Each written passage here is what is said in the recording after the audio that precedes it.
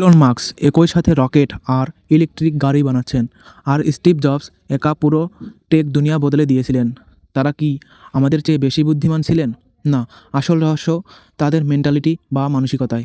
আজ জানবো তাদের 3টি secret mentality. First, principal thinking. Elon Musk কোনো কাজ করার সময় অন্যদের অন্ধভাবে অনুকরণ করেন না। তিনি যে কোনো সমস্যাকে একদম ভেঙে তার মূল উপাদানে নিয়ে যান এবং গোড়া থেকে নতুন সমাধান বের করেন।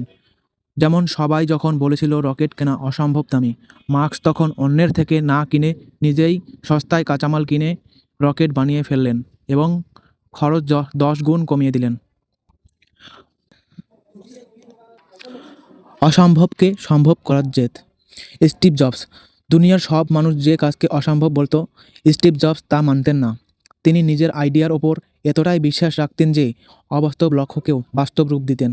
প্রথম আইফোন তৈরির সময় মাত্র 6 সপ্তাহে স্ক্র্যাচ প্রুফ কাজ বানানো অসম্ভব ছিল, কিন্তু জবসের জেদের কারণেই কোম্পানিটি ঠিকই গরিলা গ্লাস বানিয়ে ফেলছিল।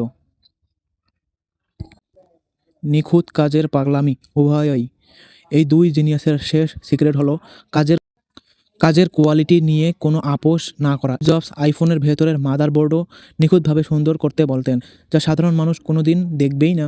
আর ইলন মাস্ক গাড়ির প্রতিটা ছোট নাট বল্টুর ফিনিশিং নিখুঁত করার জন্য ইঞ্জিনিয়ারদের দিন রাত খাটান। তাদের কথা একটাই, যা বানাবো সেরাটাই বানাবো। তাহলে বুঝতেই পারছেন, সফল হওয়াটা ভাগ্যের নয়, সঠিক মাইন্ডসেটের খেলা। এই 3টি গুণের মধ্যে কোনটি আপনার মধ্যে আছে কমেন্ট করুন। আর এমন ভিডিও আরও দেখতে মাইন্ড হ্যাকার্স চ্যানেলটি এখনই সাবস্ক্রাইব করুন। ধন্যবাদ।